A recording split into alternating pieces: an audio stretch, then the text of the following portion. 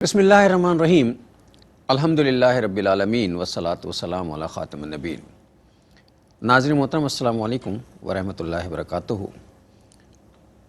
Programme سیرت النبی صلی اللہ علیہ وآلہ وسلم کے ساتھ آپ کا میزبان ڈاکٹر محمود غزنوی حاضر خدمت ہے۔ نبی کریم صلی اللہ علیہ وسلم کی آمد سے پہلے جو معاملات تھے وہ کچھ اور تھے، اور نبی کریم صلی اللہ علیہ وسلم کی آمد کے بعد دنیا کے معاملات جو ہیں کچھ اور ہو گئے۔ میرے ساتھ تشریف فرمائیں جناب شجاع الدین شیخ صاحب، ہم سب کے پسندیدہ مذہبی اسکالر۔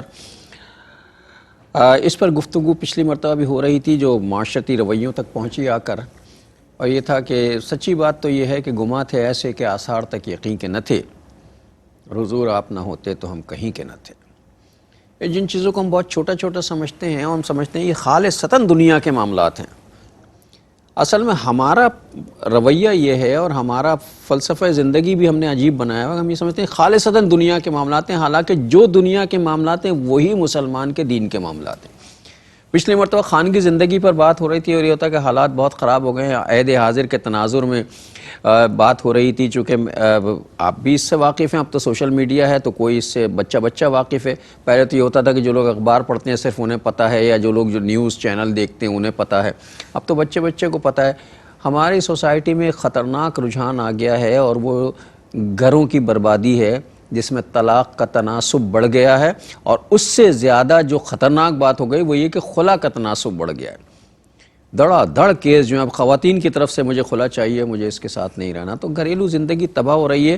اور اسلام سب سے زیادہ جس چیز پر اہمیت دیتا ہے وہ خاندانی زندگی کو مضبوط کرنا ہے، اور اسی سے ہم جو ہے روگردانی کر رہے ہیں۔ یہ ہمارا مذہبی پہلو ہے، ہمارا کوئی جو ہے وہ دنیاوی پہلو نہیں۔ اس پر شجاع صاحب پچھلے پروگرام میں بہت تفصیل سے تذکرہ کر رہے تھے، اور یہ آپ کو یاد ہوگا کہ جب میں نے پروگرام وائنڈ اپ کرنے کا اعلان کیا تو شجاع صاحب کو ایک بات یاد آ گئی تھی، اب مجھے تو وہ یاد نہیں رہی۔ میں شجاع صاحب سے پوچھتا ہوں کیا یاد آیا تھا؟ السلام علیکم۔ وعلیکم السلام ورحمۃ اللہ وبرکاتہ۔ کیسے مزاج؟ الحمدللہ رب العالمین۔ میری یادداشت تو اب کمزور پڑ چکی ہے نہیں بہت نہیں، زیادہ۔ بالکل صحیح ہے ماشاءاللہ۔ آپ کو یہ تک یاد ہے کہ آخر میں ایک بات رہ گئی تھی، وہ تو ہم نے کرنی ہے آج ہے۔ جی جزاک اللہ خیرن۔ بسم اللہ الرحمن الرحیم۔ اللہم صلی وسلم علی نبینا محمد رب اشرح لی صدری ویسر لی امری واحلل عقدۃ من لسانی یفقہوا قولی واجعل لی وزیرا من اہلی آمین یا رب العالمین۔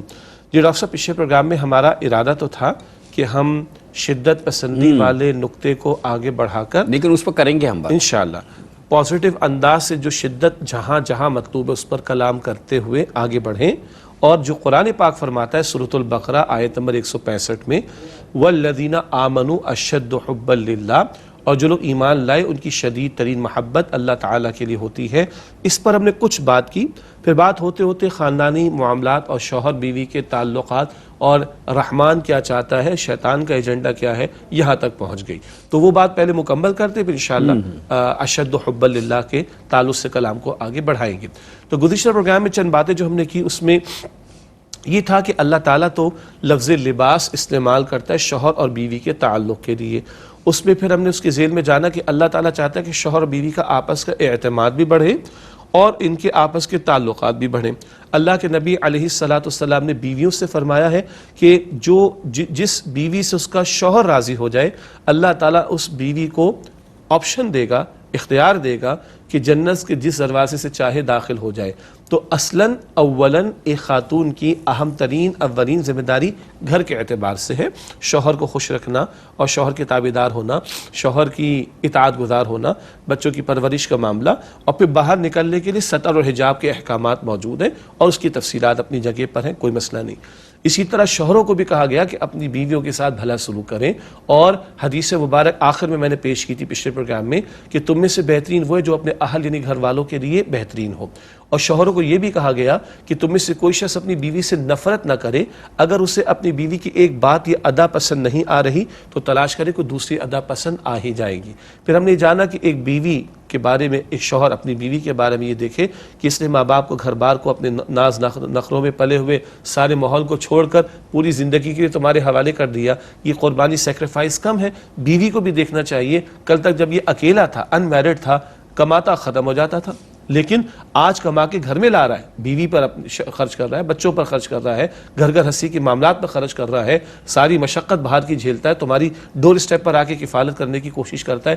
یہ قربانی کم ہے جو ایک بیوی دے کے شوہر کے بارے میں؟ تو دونوں کو کہا گیا کہ ایک دوسرے کی سیکریفائس, قربانی اور محنتوں کے اوپر توجہ کریں.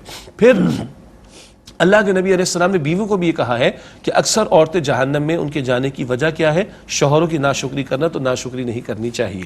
پھر ہم نے جانا کہ شیطان کا ایجنڈا کیا ہے, وہ جو شیطان دربار لگاتا ہے سمندر پر, اور کس ایجنٹ سے خوش ہوتا ہے اپنے, جو آ کر یہ بتاتا ہے کہ شوہر بیوی کے درمیان میں نے جدائی ڈال دی. شیطان کھڑا ہو کر اس کو گلے سے لگاتا ہے اور کہہ رہا ہے تو نے میری جانشینی کا حق ادا کیا.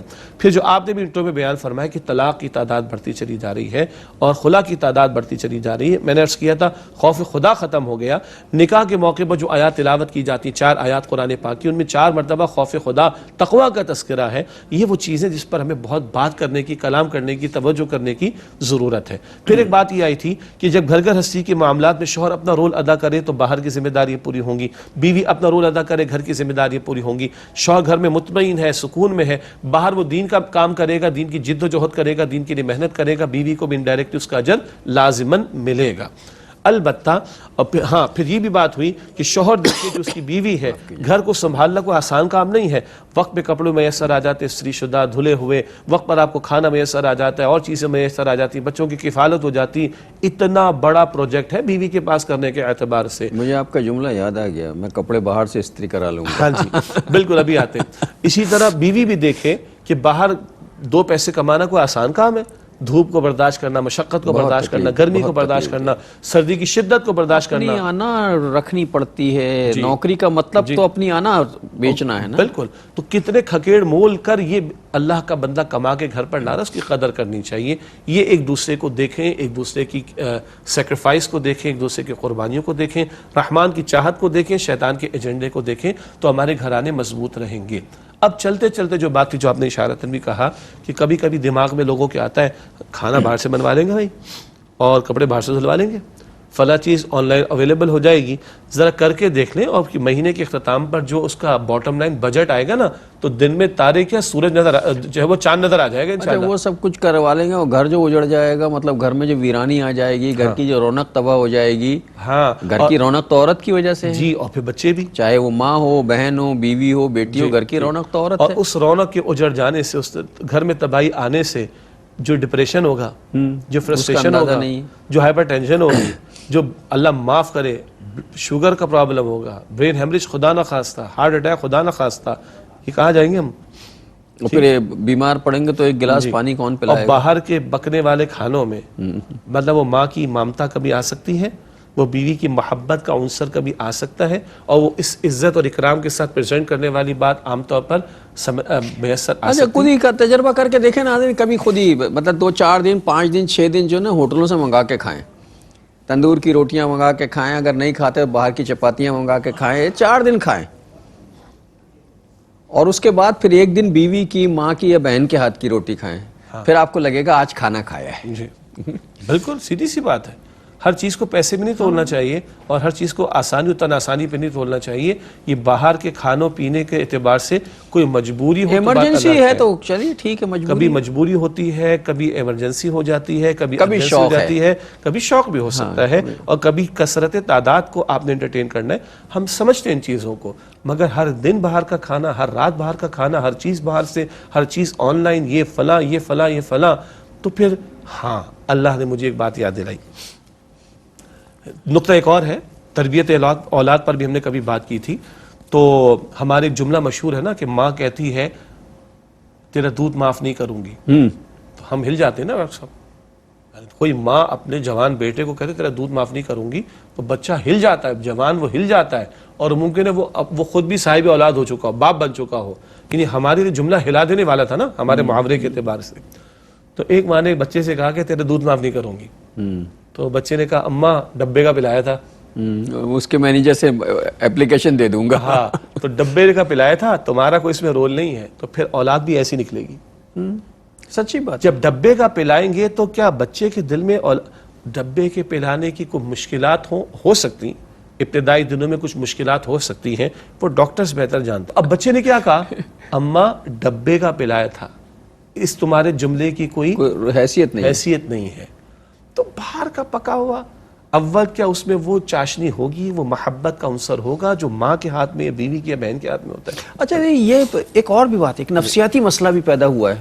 ناظرین بڑا ذرا توجہ فرمائے, ایک نفسیاتی مسئلہ بھی پیدا ہوا ہے. یہ ہمارا جو مارکیٹنگ کلچر آیا نا, جس کو ہم کیا کہتے ہیں کارپوریٹ کلچر آیا, اس میں ایک نفسیاتی مسئلہ, وہ پہلے ہی ہوتا تھا ہماری والدائیں, ہماری نانیاں, دادیاں, وہ شوہر کے لیے, بھائی کے لیے, بیٹے کے لیے وہ اپنے ہاتھ سے سویٹر ایک ایک ٹاکا 2-3 مہینے میں سویٹر بنتا تھا. وہ اس سویٹر کی گرمی کچھ اور ہوتی تھی, اس میں اصل محبت کی گرمی ہوتی تھی, اخلاص کے, آدمی دیکھتا تھا یار ایک ایک ٹاکا کر کے سویٹر بنا ہے. وہ اس محنت کی قدر بھی ہوتی تھی, محبت منتقل ہوتی تھی اس سے. اور ہفتہ لگ رہا ہے, 2 ہفتہ لگ رہا ہے, مہینہ لگ رہا ہے, اس ساری مشقت کو بھی وہ روزانہ دیکھ رہا ہے, تو اب قدر پیدا ہوگی, قدر بھی پیدا ہوتی تھی, محبت بھی پیدا ہوتی تھی. اب جو ہے وہ فلاں کمپنی کا بنایا سویٹر, یوں کر کے پہنا, یوں کر کے اتار کے پھینک دیا, نہ اس میں وہ گرمی ہے. سچی بات ہے, وہ گرمی نہیں ہے اس میں, جو محبت کی گرمی تھی. وہ سویٹر ہاتھ کا بنا پہنتے, اتنا ٹائٹ اور اتنا گرم ہوتا تھا کہ پتہ چلتا تھا محبت. یہی بات کھانوں کی ہے کہ جو گھر کے پکے ہوئے کھانوں کا ذائقہ ہے وہ باہر کے پکے پکائے کھانوں کا ذائقہ نہیں ہے. حالانکہ دنیا کی ہر چیز اویلیبل ہے. تو ایک نفسیاتی مسئلہ بھی ہے. ایک زمانہ ہوتا تھا, میں تو چونکہ بنیادی طور پہ ایڈورٹائزنگ پڑھاتا بھی تھا اور پریکٹس بھی کی ایڈورٹائزنگ کی, تو ایک یہ جو کافی ہوتی ہے نا, ہماری انسٹنٹ کافیاں ہوتی ہیں کہ وہ دودھ ابالا اور اس میں چمچہ ڈالا اور یوں کر کے گلایا, کافی بن گئی. کافی ایسے نہیں بنتی, کافی کا ایک نخرہ ہے. آدھے گھنٹے 20 منٹ وہ پھٹائی ہوتی ہے, اپنے آپ کو بھی گھلانا پڑتا ہے. ہاں, کافی گھلنے کے لیے خود کو گلانا پڑتا ہے. یعنی اگر مجھے کہا جائے بھائی کافی بناؤ, اور اوریجنل کافی میں کہوں بھائی اس سے بہتر ہے کہ نہ پی آدمی, آدھا گھنٹہ لگتا ہے کم سے کم. اس کے بعد جو ہاتھ میں ہونا ہے, ہاں, اس کے بعد جو بنتی ہے کافی, اس کا اپنا ایک ذائقہ. اب آپ سوچئے کہ ایک عورت اپنے شوہر کے لیے کافی بنانے بیٹھی, وہ تھکا ہوا آیا ہے, وہ بنا رہے, وہ کہہ رہے یار جلدی کرو کہ بن تو جائے, وہ دیکھ کر آدھا گھنٹہ ایک عورت جو ہے میرے لیے ایک کپ کافی پھینٹ رہی ہے, تو کتنی انسیت بڑھے گی اس سے, اس کافی کا ذائقہ کیا ہوگا, یار اس نے میرے لیے آدھا گھنٹہ لگا دیا ایک کافی کے لیے.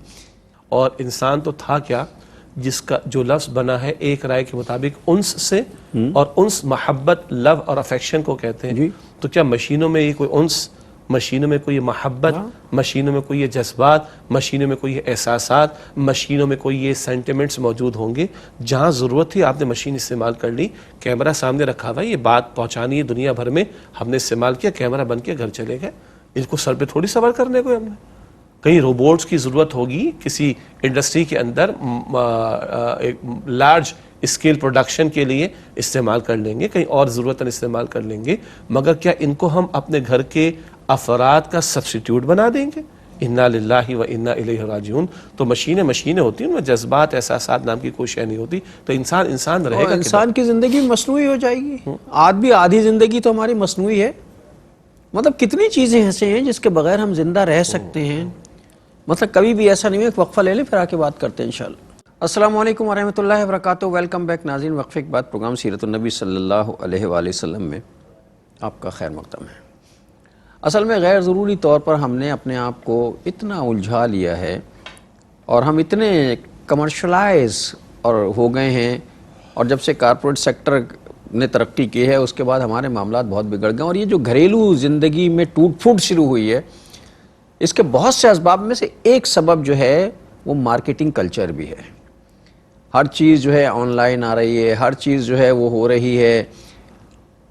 ہماری ضرورتیں ایک دوسرے کی ختم ہوتی جا رہی ہیں. وہ اب تو لوگ تانا دینے لگے ہیں بیوی کو, تمہاری ضرورت کیا ہے, مجھے کھانا پکا کے دیتی ہو بازار سے آ جائے گا, کپڑے دھوتی ہو ماسی کر دے گی آ کر, جھاڑو پوچھا کرتی ہو کام والی آ جائے گی جا کر, اور کیا چاہیے مجھے, یہی چاہیے نا 2-4 چیزیں. کپڑے استری کرانے, کہاں سے کرا رہے تھے آپ کپڑے استری؟ میں بھول گیا.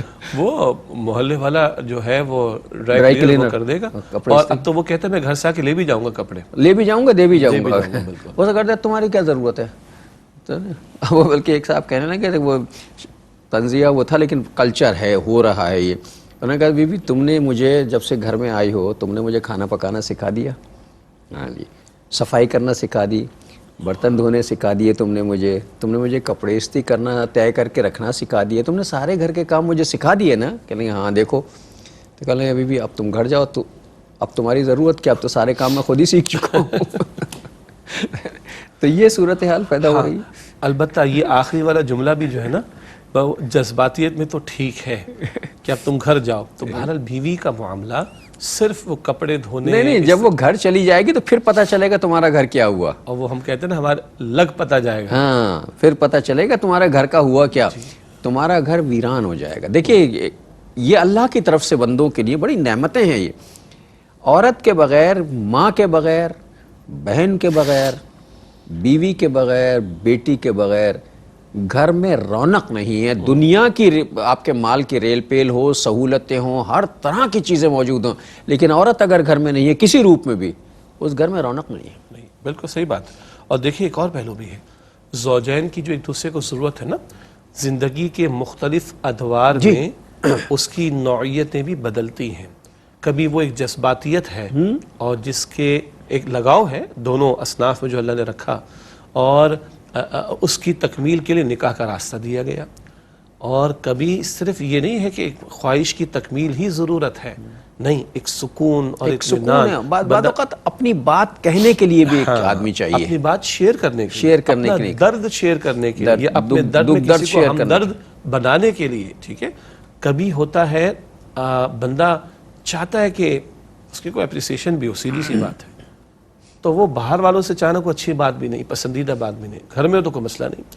اسی طریقے پر کبھی بندہ کوئی مشاورت چاہتا ہے، تو مشاورت ہر وقت ہو بھی نہیں سکتی، لیکن گھر میں تو ہر وقت ہو سکتی مشاورت. اور کبھی زندگی کے ذرا بعد کے اسٹیج میں 50-60 برس کی عمر جو ہے، اس وقت تو انسان کے وہ فطری تقاضے کا معاملہ نسبتاً کم ہو جاتا ہے، اور جذباتی معاملے زیادہ ہو جاتے ہیں، نفسیاتی معاملے زیادہ ہو جاتے ہیں. اور بڑھاپے کی بات آ جائے تو بڑھاپے میں تو ایک دوسرے کے سہارے کی بڑی شدید ضرورت ہوتی ہے. یہ جذباتی فیصلے سارے جو ہے نوجوانی میں کرتے ہیں لوگ، جوانی میں کرتے ہیں یا ادھیڑ عمری میں کرتے ہیں، نکال دو کرا دو. بڑھاپے میں جو نا پھر کہتا ہے یار غلطی ہو گئی، ہم نشیں چاہیے ہوتا ہے، ہم نشیں چاہیے، اور وہ ہے ہی نہیں. تو پھر اب اگلی بات کیا ہے، تو جو نوجوان یا نسبتاً کم عمری میں اس طرح کے جذباتی فیصلے کرتے ہیں، وہ اللہ کے بندو تمہاری آنکھیں نہیں ہیں کیا؟ آگے کیا ہونے والا ہے؟ اپنے باپ دادا کی زندگی تم نہیں دیکھ رہے ہو کیا؟ بڑھاپے میں اگر ایک شخص جو کہ 60-70 برس کا ہے اور اس کے ساتھ اس کی بیوی بھی موجود ہے، کتنے معاملات اس کے ان دو افراد کے درمیانی حل ہو جاتے ہیں، تم دیکھ نہیں رہے ہو. اور پھر ایک بات جو کہی جاتی ہے کہ ہمیں سمجھائے گا نا، پہلے تولو پھر بولو. میں اس کو تھوڑا ایڈ کر رہا ہوں، دیکھو پھر فیصلے کرو. تو دیکھ نہیں رہے ہو تم اگر 40 کے ہو، 35 کے ہو، 30 کے ہو، تو تمہارے ابا 60 کے بھی تو ہوں گے. تمہارے ہو سکتا ہے کسی کے دادا حیات ہو تو وہ 70 کے ہوں، 75 کے ہوں. ذرا دیکھو کہ اس بڑھاپے میں ان کی کیا حاجات ہیں اور ان کے جذبات کیا ہیں، یہ چاہتے کیا ہیں. وہ جو ایک فطری تقاضے کے پورا کرنے والی ایک کیفیت تھی، وہ تو شاید نہ ہونے کے برابر یا بہت کم ہو جائے. اب تو کچھ اور معاملات ہیں.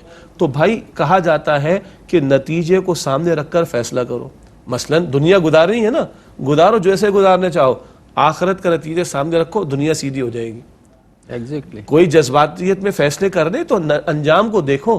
آج تم 35 کے، کل تم نے 45، 50، 60، 70 کا بھی ہونا ہے. اس انجام کو سامنے رکھ کر فیصلے کریں گے تو شاید کچھ ہوش مندی کا فیصلہ ہو سکے. اور why to reinvent the wheel? ارے تمہارے باپ نے زندگی گزاری، تمہارے دادا نے زندگی گزاری، تمہارے خاندان کے اور لوگ بڑھاپے میں زندگی گزار رہے ہیں. ذرا اس کیفیت کے معاملات کو دیکھ کر پھر فیصلہ کوئی کرو کہ آج تم کوئی توپ تو نہیں چلانے بیٹھ گئے.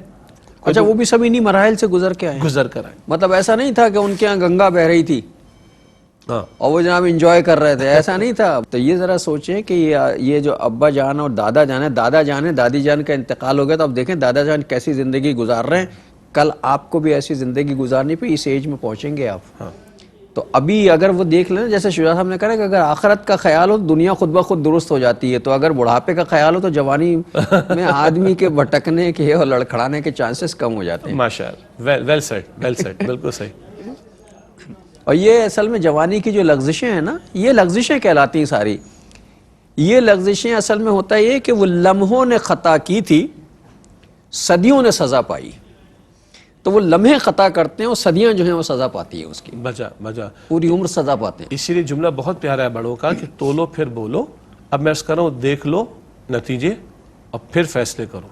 نتیجے کو سامنے رکھ کر فیصلہ کیا جائے گا تو پھر وہ چیز نہیں ہوگی جس پر ہم ابھی سر پیٹ کر بیٹھے ہوئے ہیں کہ گھرانے تباہ ہو رہے ہیں، برباد ہو رہے ہیں. میں آپ کو عرض کروں، ہم نے اس پروگرام میں ذکر بھی کیا ہے، امریکہ کے 3 بڑے، بلکہ بڑے نہیں بلکہ 3 پریزیڈنٹس، ان کے معروف جملے ہیں ان کے state of the union address میں، یعنی جو ایک سالانہ بڑے پالیسی کے اناؤنسمنٹ، پالیسیز کی اناؤنسمنٹ ہوتی ہے اور امریکی صدر جو ہے وہ خطاب کرتا ہے، تو کبھی بل کلنٹن نے کہا تھا کہ بھائی عنقریب ہماری قوم کی عظیم اکثریت ان بچوں پر مشتمل ہوگی those who are born out of wedlock، جو نکاح کے بندھن کے بغیر پیدا ہوتے ہیں، تو اپنے گھروں کو سنبھالو ورنہ عظیم اکثریت ناجائز بچوں پر مشتمل ہوگی، نکاح کا راستہ بند کریں گے، گھرانوں کو تباہ کریں گے تو زنا ہی ہوگا نا، بل کلنٹن۔ اس کے بعد آیا تھا بش، اس بش نے کہا کہ خدا کے واسطے شادیاں کرو بھائی اور گھروں کو بساؤ، شادیاں کرو گھروں کو بساؤ، بش نے کہا۔ اس کے بعد باراک حسین اوباما آیا تھا، اوباما نے کہا کہ ایک مضبوط گھر آنا، ایک مضبوط معاشرے کی ضرورت ہے، اور بھائیو بزرگوں، ایک مضبوط معاشرہ، ایک مضبوط امریکہ کی ضرورت ہے۔ دنیا میں بڑے بڑے فیصلے کرنے والے ظاہری اعتبار سے وہ بھی پریشان ہیں اپنے سوشل فیبرک کے بارے میں، تو مضبوط گھرانہ، مضبوط معاشرے کی ضرورت، مضبوط معاشرہ، مضبوط امریکہ کی ضرورت، یہ لوگ بھی پریشان ہیں بیچارے، جن کو ہم کہتے ہیں بڑے تہذیب یافتہ، بڑے مہذب، بڑے ترقی یافتہ، بڑے ایڈوانسڈ ہیں، ان کو بھی دن میں تارے نظر آ چکے ہیں۔ ہم تو قرآن اور حدیث اور سنت رسول علیہ السلام کے ماننے والے، ہمارے پاس اتنی پیاری تعلیمات موجود ہیں، اور ہمارے حالات یہ ہوں کہ طلاق اور خلا کا ریشو بڑھ جائے، ماں باپ اولڈ ہاؤسز میں پھینک دیے جائیں، ہر دن ناچاقی کا معاملہ ہو، تھانوں میں FIR کٹتی ہو، اور سینے چڑھا کر کبھی لڑکی کے بھائی اور والد اور کبھی لڑکے والد دستوں گریباں ہوتے ہوں۔ خدا کا خوف کریں اور اپنے اوپر رحم کریں اور اپنے مستقبل کو سنوارنے کی کوشش کریں۔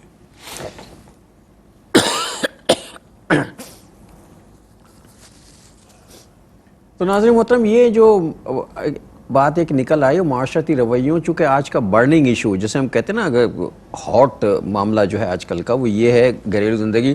اور ایک بڑا اچھا جو شجاع صاحب نے جملہ کہا نا کہ بھائی اگر آخر پہ نظر رکھو نا، آخر کیا ہونے والا، چاہے وہ دنیا کا آخر ہو چاہے وہ آخرت کا معاملہ ہو، تو مستقبل سنوارنے میں بڑی آسانی ہوتی ہے۔ جو ہمارے گھروں میں ناچاقیاں پیدا ہوئی ہیں، یہ سب کچھ اصل اس کی وجہ یہ ہے، اس کی وجہ یہ کہ ہم نے یہ شادی بیاہ کے جو بندھن ہیں، ان کو ہم نے اپنی فزیکل ضرورتوں کا ذریعہ سمجھا ہے، یا اپنی انجوائمنٹ کا ذریعہ سمجھا ہے، یا ہم نے یہ سمجھا ہے کہ یار یہ ایک معاشرتی ایٹیچیوڈ ہے، ہمیں بھی اختیار کر لینا چاہیے۔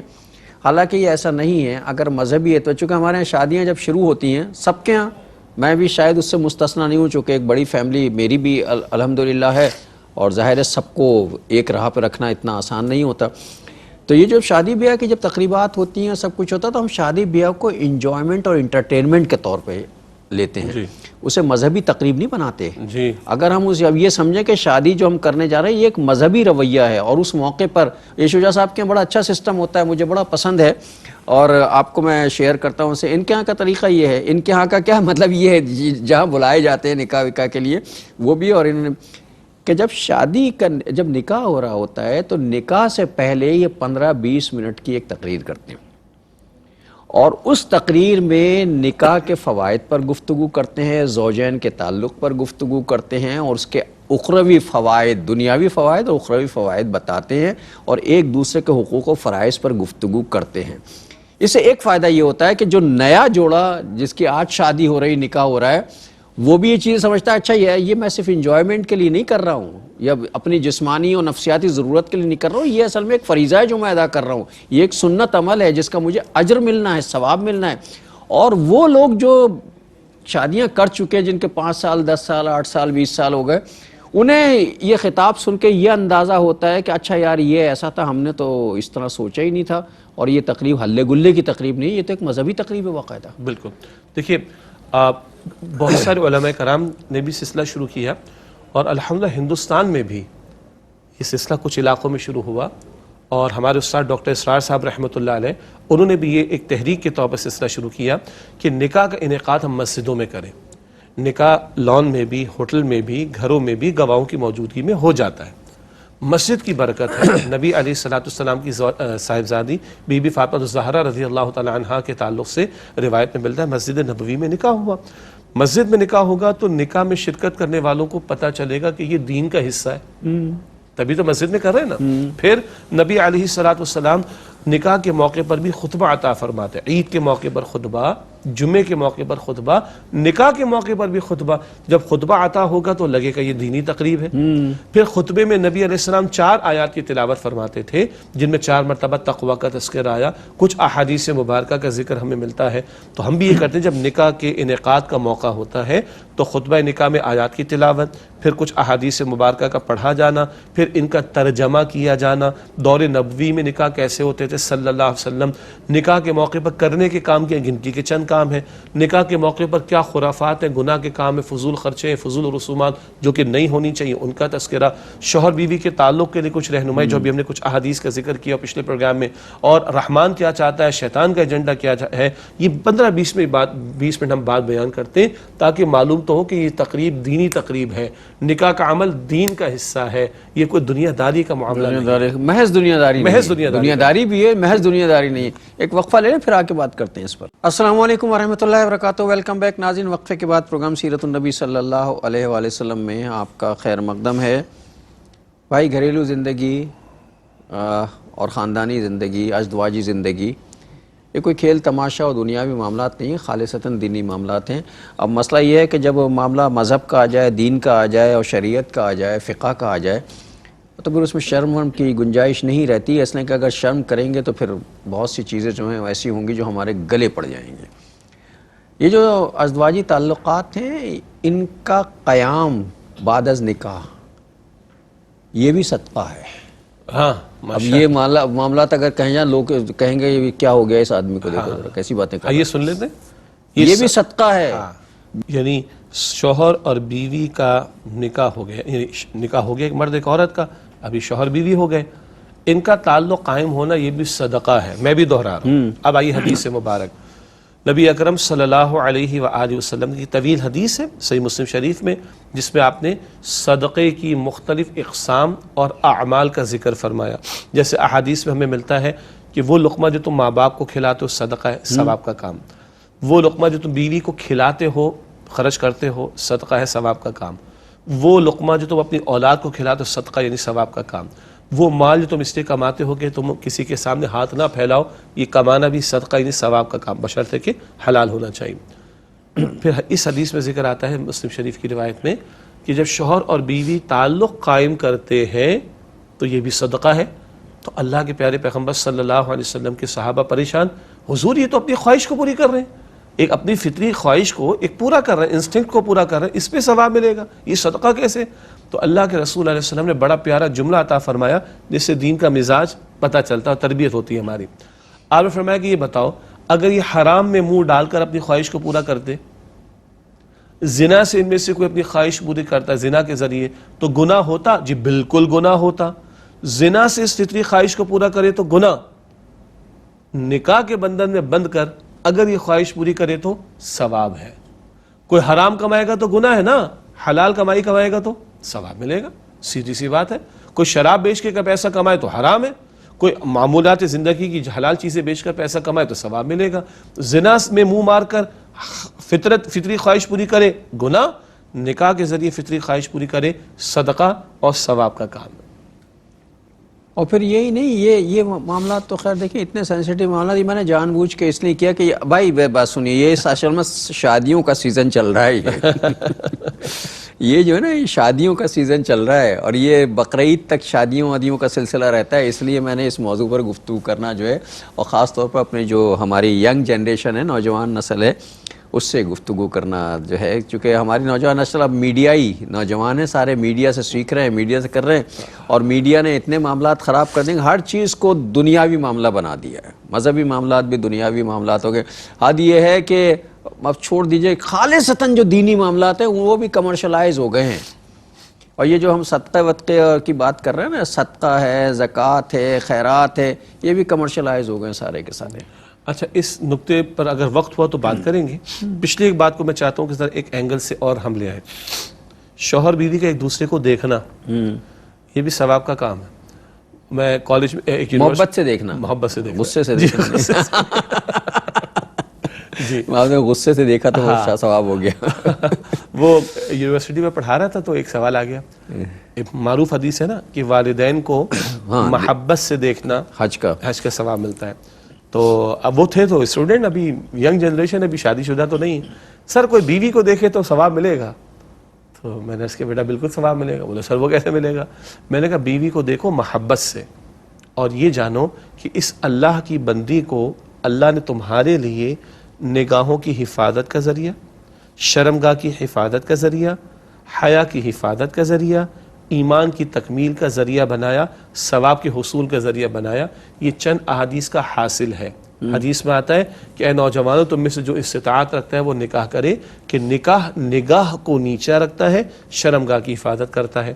حدیث میں آیا کہ اس نکاح سے بندے کے ایمان کی تکمیل ہوتی ہے. حدیث میں آیا ہے کہ زوجین کا تعلق قائم ہو تو یہ صدقہ ثواب کا کام. تو اب تم اس نیت سے دیکھو کہ یہ جو تمہاری بیوی ہے یا کل کو جو بیوی ہوگی، بیوی کو اس نیت سے دیکھنا کہ اللہ نے اس بندی کو میری نگاہوں کی حفاظت، حیا کی حفاظت، شرمگاہ کی حفاظت، ایمان کی حفاظت، ثواب کے حصول کا ذریعہ بنایا، اور نبی علیہ السلام کی سنت پر عمل کرنے کا ذریعہ بنایا. کل اس کے ذریعے اللہ اولاد دے گا، اس کی میں تربیت کروں گا تو یہ ذریعہ بنے گی اولاد کو صدقہ جاریہ بنانے کا، وغیرہ وغیرہ وغیرہ. ان سارے اصولوں کو سامنے رکھ کے، یہ تعلیمات کو سامنے رکھ کر بھائی اپنی بیوی کو بھی دیکھو تو ثواب ملے گا. نامحرم کو برے ارادے سے دیکھو تو گناہ ملے گا. گناہ ملے گا نا. تو جب بیوی کو محبت سے دیکھو گے تو بھائی ثواب ملے گا. حرام میں منہ ڈال کے کمائی کرو گے تو گناہ ملے گا، حلال کماؤ گے تو ثواب ملے گا. زنا کر کے خواہش پوری کرو تو گناہ ملے گا، نکاح کر کے خواہش پوری کرو ثواب ملے گا. نامحرم کو برے ارادے سے دیکھو تو گناہ ملے گا، اپنی بیوی کو محبت سے دیکھو ثواب ملے گا انشاءاللہ. سیدھا سا اصول. بالکل ایک اصولی سی بات ہے. اور یہ اصل مسئلہ یہ ہمارے گھروں کی تربیت بھی اصل میں نہیں ہے نا. ہم یہ شادی بیاہ کے معاملات، چونکہ آج کل سیزن چل رہا ہے شادی بیاہ کا، تو خاص طور پر میں نے اس موضوع کو چھیڑا ہے تاکہ اچھا اب مجھے پتا چلا اتنی دیر آج اتنی ساری باتیں کیوں ہو رہی ہیں. اصل وجہ ہو رہی ہیں کہ اب سیزن ہے. اب سیزن چل رہا ہے، اب یہ شادیاں شروع ہو گئی، اور یہ شادیوں کا بھی مجھے اس لیے خیال آیا کہ وہ رات کو جاگنا پڑ رہا ہے. 2 بجے 2:30 بجے بارات آتی ہے، اور اس کے بعد جو پٹاخے بازی ہوتی ہے. پٹاخہ ہلکا لفظ ہے ڈاکٹر صاحب، دھماکے بازی ہوتی ہے. پٹاخے بازی دھماکے بازی ہوتی ہے. اللہ اپنی امان میں رکھے. دیکھیں یہ شر ہے، اور اگر اس شر پسندی سے ہم کسی نئی زندگی کا آغاز کریں گے اس میں برکت نہیں ہو سکے گی. جی یعنی نکاح تو سکون اور راحت کے حصول کا ذریعہ ہے. اب جن کی نیندیں آپ خراب کریں وہ بد دعائیں دیں گے آپ تو کو. نکاح کے انعقاد کے موقع پر بد دعائیں لیں گے آپ؟ بد دعائیں، سارا محلہ بد دعائیں دے گا کہ یار ہماری نیند خراب ہو گئی، ہمارا بچہ. اور کسی خاتون کا جو بیچاری دن بھر کی تھکی ہاری تھی، چھوٹا سا بچہ تھا، بڑی مشکل سے اس نے رات کو سلایا اسے، اور وہ دھماکے سے اٹھ گیا اور اس نے پوری رات اس عورت کو جگا دیا اور اس کے شوہر کو بھی جگا دیا. آپ کو اس کا ثواب ملے گا. اور فجر کی نماز ضائع ہوگی، ہاں اس کا وبال کس پر آئے گا؟ کوئی بیمار تھا، کوئی ہارٹ پیشنٹ تھا، کوئی بچے کے دل کی دھڑکن. میں خود گزرا اس چیز سے. میں جس محلے میں رہا پہلے، وہاں پہ فائرنگ اسی طریقے پر بے ہنگم انداز سے مجھے پولیس کو فون کرنا پڑتا تھا. بچوں کی ہارٹ بیٹ بڑھ جاتی ہے، احساس نہیں بھائی. لوگوں کو. ناظرین محترم، میں ہارٹ پیشنٹ ہوں اور یہ میرے پیس میکر لگا ہوا ہے، بیٹری پہ چلتا ہوں میں. تو اب یہ جب رات کو دھماکے ہوتے ہیں نا تو گہری نیند سے آنکھ کھل جاتی ہے، تو وہ اس کے دھماکے کی ضرب سے باقاعدہ محسوس ہوتا ہے. اللہ اور وائبریشن. بعض اوقات تو وائبریشن، اور بعض اوقات تو یہ ہوتا ہے کہ کچھ اللہ کے بندے اتنے بھی جو گاڑیوں پر ڈیک لگا کے، تو ڈیک کی جو ساؤنڈ وائبریشن ہوتی ہے نا بہت شدید وہ ہوتی ہے. اتنی ایسی شدید، مطلب لگتا ہے اندر کچھ ہو رہا ہے. یہ شدت پسندی نہیں ہے ہم جو بات کر رہے تھے پچھلے پروگرامز میں. استغفر اللہ. اب بچے جاگ رہے ہیں، بیمار آدمی دوا کھا کے سویا ہے، کوئی آدمی دل کا مریض ہے، کسی کا بچہ بیمار ہے، کسی کو کس مشکل سے سلایا ہے، اللہ نہ جانے کس موذی مرض میں مبتلا ہے، اسے دوائیں دے کے سلایا. آپ نے رات کو 2 بجے آ کے جو دھماکے کرنا شروع کیا، دھماکے بھی خوفناک. اور بھائی یہ سوچئے کہ یہ ایک یہ جو آتا ہوگا پٹاخہ بم ٹائپ کی چیزیں، یہ 200-250 روپے کا تو آتا ہوگا، اس سے کم تو نہیں آپ پچھلی زیادہ معلومات تو میری بھی نہیں ہے، مگر ہم اور آپ پچھلی صدی کے ہیں، یا پچھلی صدی کی بات کر رہے ہیں. 100 روپے 200 روپے یا 1000 روپے میں آتے ہیں. اور یہ ہم اس طرح اسے آگ لگا دیتے ہیں، آگ لگا دیتے اپنے پیسے کو آگ لگا دیتے ہیں. لوگوں کا یعنی لوگوں کا گناہ بھی لیتے ہیں، لوگوں کی بد دعائیں بھی لیتے ہیں، اپنا پیسہ بھی پھونکتے ہیں. اور اللہ کی نعمتوں کی ناشکری و ناقدری بھی ہو رہی ہے، ضائع کیا جا رہا ہے اللہ کی نعمتوں کو. بہرحال یہ اپنی جگہ ایک بڑا موضوع ہے کہ کہاں ہم اپنی یعنی مقصدیت ختم ہو گئی نا زندگی سے. مقصدیت ختم ہو گئی، بس ہلا گلا کول رہنا اور یہ انٹرٹینمنٹ، اسی میں زندگی ہم نے گزار ڈالی. استغفر اللہ. قرآن کریم میں تو بڑے سخت الفاظ آئے ہیں کہ جنہوں نے کھیل تماشے کو اپنا دین بنا لیا. دین وہ تھا جو 24 گھنٹے اختیار کرنا ہے، مگر انہوں نے دین بنا ڈالا کھیل تماشے کو. ہر وقت کھیل تماشا، ہر وقت کھیل تماشا، ہر وقت گانے باجے، ہر وقت انٹرٹینمنٹ، ہر وقت پیسے کا بہاؤ، ہر وقت پیسے کا ضیاع، اور نہ جانے کیا کچھ سخت الفاظ ہیں قرآن پاک میں کہ ان لوگوں نے کھیل تماشے کو دین کے طور پر اختیار کر لیا، 24 گھنٹہ کھیل تماشے کے اندر لگے ہوئے. استغفر اللہ. اللہ کی نعمت کی ناقدری اور ناشکری ہے. اور یہ وہ امت کر رہی ہے جس امت کا ایک بڑا حصہ کہیں لبنان میں، کہیں کشمیر میں، کہیں فلسطین میں، کہیں غزہ میں وہ کٹ رہا ہے، شہید ہو رہا ہے، اور امت کے ایک حصے کے اندر یہ عیاشیاں اور اس طرح پیسوں کے ضیاع کا معاملہ، اور اس طرح نمود و نمائش کا معاملہ، اس طرح گناہوں کی کثرت کا معاملہ، علل اعلان خوشی کے موقع پر سارے لوگوں کی زندگی کو اجیرن کر دینے کا معاملہ. ہمیں شرم آتی ہے کہ نہیں آتی؟ یہ امتیوں کا طرز عمل ہے. یہ امتیوں کا حال ایسا ہونا چاہیے. ہونا تو یہ چاہیے تھا کہ اپنے اور امور اور معاملات کو تھوڑا کم کر کے اپنے بھائیوں کی مدد کی کوشش کریں، اپنی بہنوں کی مدد کی کوشش کریں، اپنے بچوں کی مدد کی کوشش کریں. چاہے جائے کہ 1-2-4 گھنٹے کی خوشی کے نام پر ہم پورے محلے کا ستیہ ناش کریں، علاقے کے لوگوں کا ستیہ ناش کریں، ان کی زندگی کو اجیرن کریں، پیسے کو برباد بھی ہم کریں، اور اللہ کی نعمتوں کو ضائع بھی کریں، اور ناقدری و ناشکری بھی کریں. تو پھر اللہ تعالیٰ فرماتا ہے لَإِن شَكَرْتُمْ لَأَزِيدَنَّكُمْ وَلَئِن كَفَرْتُمْ إِنَّ عَذَابِي لَشَدِيدٌ. سورہ ابراہیم کی آیت نمبر 7 میں ہے شکر ادا کرو گے مزید نعمتیں تمہیں عطا کروں گا، اور اگر ناشکری کرو گے تو میرا عذاب بھی بڑا یہ شدید ہوگا. ناشکری ہے. یہ ناشکری ہے. تو پھر عذابوں کی کیفیات نہیں ہے، وہی سکون ختم، اسی اطمینان لیے ختم، گھریلو زندگی تباہ ہو گئی. گھر برباد، معاشرے تباہی کا شکار، بیماریوں کے اضافے، وقت کے اندر برکت نہیں، مال کے اندر برکت نہیں، اولاد نافرمانی کی طرف، رشتے ٹوٹ رہے ہیں، مال قتل و غارت گری بڑھ رہی ہے. استغفر اللہ. یہ عذابوں کی کیفیات نہیں محسوس ہوتی ہیں؟ بس چھوڑیے ناظرین، بات بہت جو کہنا تھا وہ کہہ دیا. پروگرام کا وقت بھی ختم ہو رہا ہے. اصل موضوع جو ہمارا ہے وہ آج شروع نہیں ہو سکا چونکہ یہ اس طرح کے معاملات شروع ہو گئے تھے، اور میں نے جان بوجھ کے کیا تھا چونکہ شادیوں کا سیزن ہے، شادیاں ہو رہی ہیں، لوگ پریشان بھی ہو رہے ہیں، گھر آباد بھی ہو رہے ہیں، اور اللہ تعالیٰ ان کے گھروں کو آباد رکھے، خوش رکھے اور ہدایت عطا فرمائے. بہرحال اگلے پروگرام تک کے لیے آپ سے اجازت چاہنے سے پہلے مشورہ صاحب سے آج کی حدیث ہدیہ کروا دوں، پھر رخصت ہوتے ہیں. نبی اکرم صلی اللہ علیہ وسلم نے ارشاد فرمایا کہ سب سے زیادہ برکت اس نکاح میں ہوگی جس میں خرچہ کم سے کم ہوگا. برکت وہاں ہوگی جہاں خرچے کم ہوں گے. سنن ابن ماجہ شریف کی روایت ہے. اللہ ہمیں عمل کرنے کی توفیق عطا فرمائے. آمین یا رب العالمین. اور ناظرین محترم، اس کے ساتھ ہی ہمارے آج کے پروگرام کا وقت ختم ہوا ہے. جناب شجاع الدین شیخ اور اپنے میزبان ڈاکٹر محمود غزنوی کو اگلے پروگرام تک کے لیے اجازت دیجیے.